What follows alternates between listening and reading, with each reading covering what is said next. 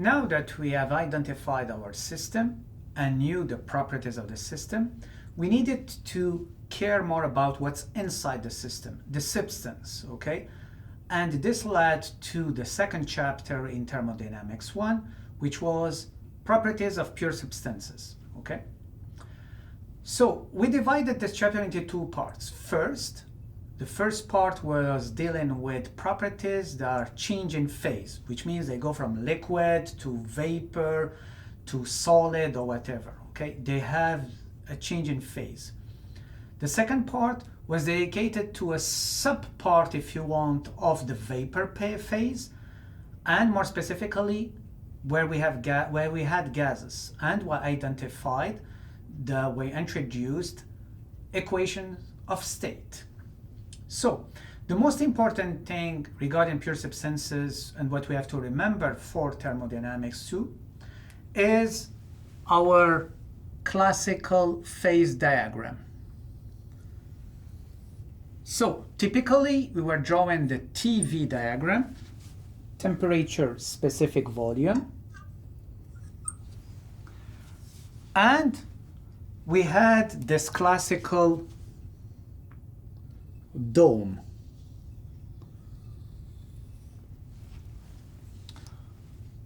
The constant pressure lines, isobaric lines, were lines that were going like this, hitting the dome. Then as soon as you hit the dome, it's straight, horizontal, at constant pressure, constant temperature. And then when you reach the second leg, if you want, of our dome, you continue going up. And this is at P is equal constant. Higher pressure values, if you want to consider a pressure which is higher than this one, it's characterized by a line that is at the top here. Lower pressure, it's a line here, and so on. This allowed us to divide our TV, okay, into three different regions, okay? The first region is this one, okay, that we called compressed liquid.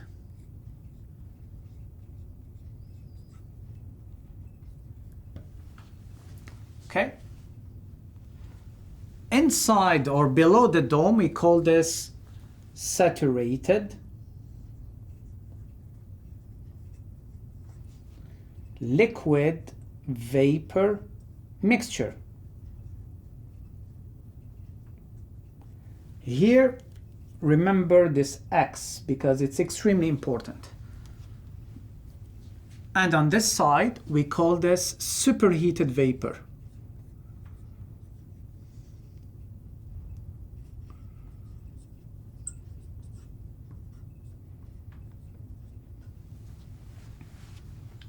So if we follow now, let's say 1 kilograms of water at low temperature, let's say 22 degrees C. So basically it's in compressed liquid region. What does it mean? This means that what we drink is compressed liquid. And why we call it compressed liquid? This means that if we heat it up a bit, let's say you increase its temperature by 1 degree, it's still a liquid. You cool it down by 1 degree, it's still liquid, nothing is changing. But when you reach this point here, specifically, that we call saturated liquid,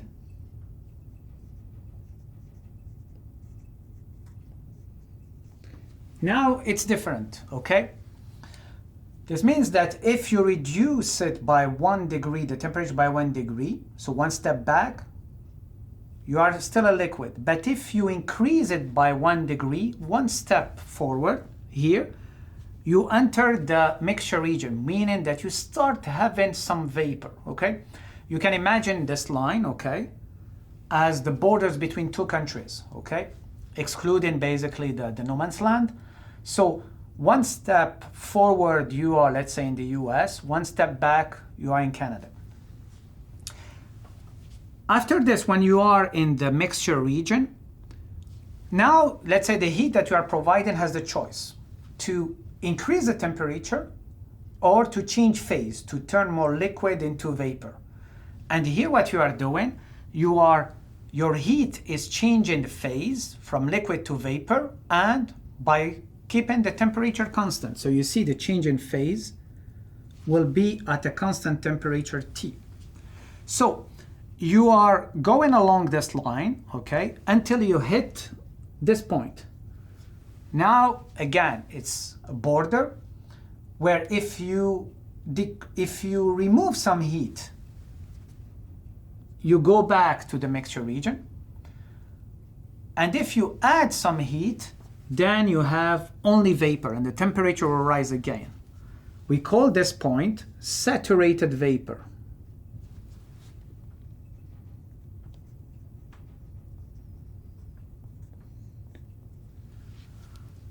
And then if you keep going, then you have the temperature. Now that you cannot change phase anymore because you only have vapor. Now if you continue adding heat to your pure substance, the temperature rises, okay? And the pressure here remains constant. For example, if we have a piston above, let's say in a piston cylinder assembly, we have a piston above the water, so and the piston is free to move. So instead of changing the piston will rise and keep the pressure constant. Okay? What's extremely important here is that at this stage here, let's say I can define a point here by its temperature and its pressure. This is T, and the pressure is this. If I get a point here, it's unique, where I have its pressure on this line and its temperature will be this one, right? But if I have any point here, I'm stuck because here the temperature and the pressure remain constant. So a point here or here or here, all of them are the same conditions. So meaning that here the temperature and the pressure are not enough to identify actually the system. So basically here in the mixture phase, if you pick temperature and pressure, you cannot fulfill the state postulate. You need another one. And here, for example, what we will be doing, let's say we'll be picking temperature, pressure, and specific volume. V. Regarding specific volume and any property on this line that we called saturated line, saturated liquid line, and here we have saturated vapor line.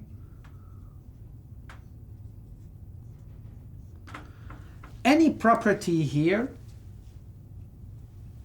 will have the index F, VF, UF, HF, and so on. Any property here on the saturated vapor line will be VJ, UJ, HJ, and so on, okay? Now, in the mixture region, we would like to know how much vapor we have compared to the total mass, okay? And we call this the quality. So X is quality. And it's equal to what? It's equal to the mass of the vapor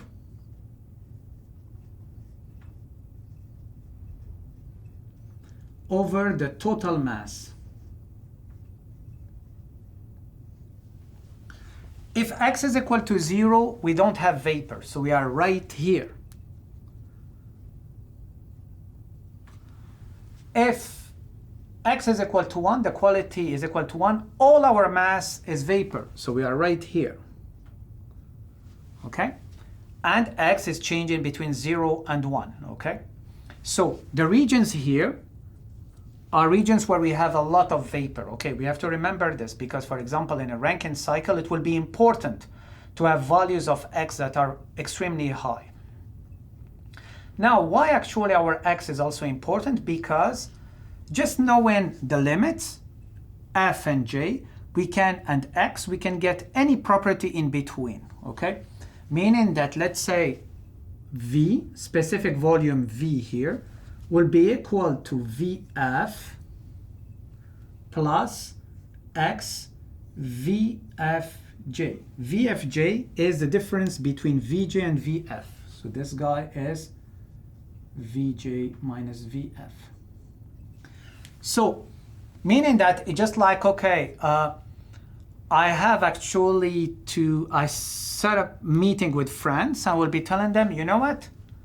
We meet 75% of the length of Jacques-Cartier Bridge starting from Montreal. So they know that the starting point is Montreal, and we have to cover 75%, 0.75, the length of the bridge, okay? And you can do this for any other properties. So internal energy, UF plus X UFJ. Enthalpy, H is equal HF plus X HFJ, and so on, and S and so on, okay? Now to get the values when we were dealing with the substance that changes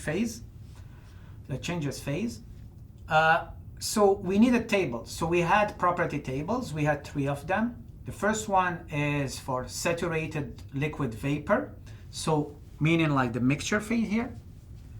Then we had another one for superheated vapor. This is basically our ultimate goal to generate power. So we'd like to have our state always reaching this region. And we had another one for compressed liquid. Remember that for compressed liquid it was a bit tricky because the minimal pressure to use the compressed liquid table for water was 5 megapascal, okay? We introduced also in this chapter this concept of enthalpy. Enthalpy is not actually a real physical property. Enthalpy is a combination of 3 properties. U, internal energy, plus pressure cross specific volume. So why we had to use this? Because when we introduced the first law of thermodynamics for an open system, we always ended up with terms U plus PV, U plus PV for the inlet and the exit. And basically the idea was to say, well, instead of always carrying with us U plus PV, so let's call it H enthalpy, okay?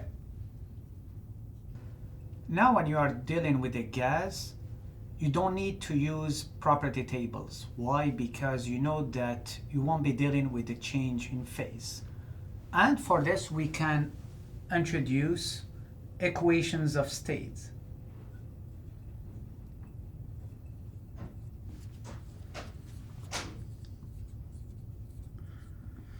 Equations of states are a very nice way to compact different properties of the system. So the one that we introduced and we had to deal with was ideal gas law.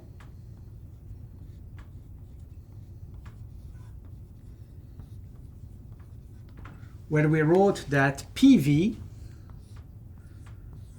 is equal RT, okay? Pressure cross specific volume is equal to the gas constant R, with R is equal to our R universal all over the molecular weight of our gas, cross the temperature in Kelvin, okay? Now what's nice about this is that you are automatically fulfilling the state postulate. What does it mean? Let's say if I would like to get the pressure, it will be RT over V. So if I know 1, 2 property and dependent intensive properties, I can get the third one. I can do it also, let's say, by writing T is equal PV over R, okay? If I know P and V, 2 independent intensive properties, I can know the temperature. V is a specific property, but it's still independent from mass. So we introduce ideal gas law. And what is an ideal gas, by the way? It's a gas like kind of a selfish gas where the molecules, when they are traveling around, they don't see the other molecules. So they don't collide with other molecules, which is good because they don't dissipate their energy through a collision with other molecules, okay? But then we ask ourselves, now hold on, in real life, we're not dealing with ideal gases, right? We're dealing with real gases.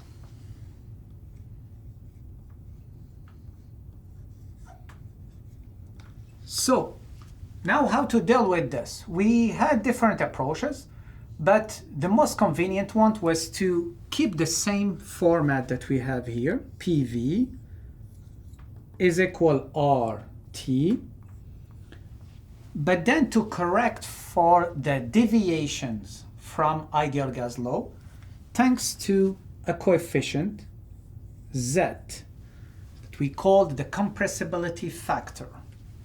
So Z is the compressibility factor,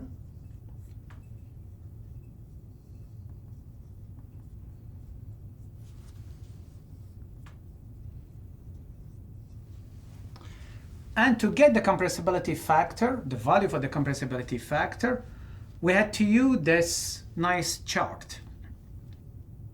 X-axis, we had the reduced pressure and the y-axis Z, and we had ISO values of the reduced temperature, okay? Meaning that Z was a function of our reduced temperature and reduced pressure. We can also have the reduced specific volume, okay? What is a reduced temperature? T reduced was equal to the actual temperature that you have, the temperature of your system, okay? Over the temperature of the critical point. So if let's say you are using air in this room, the temperature of the air is 22 degrees C, you convert it to Kelvin, and the temperature, the critical point temperature of the air. How you get this? You go to a table and then you will find the temperature of the critical point.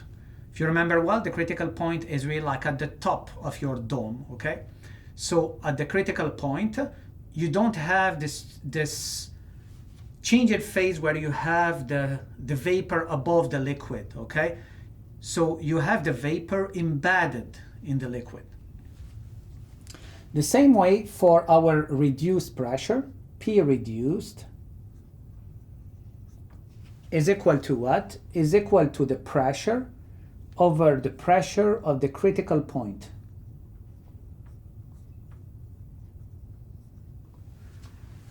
If you get the two values, so basically from here you can get your value of Z, okay?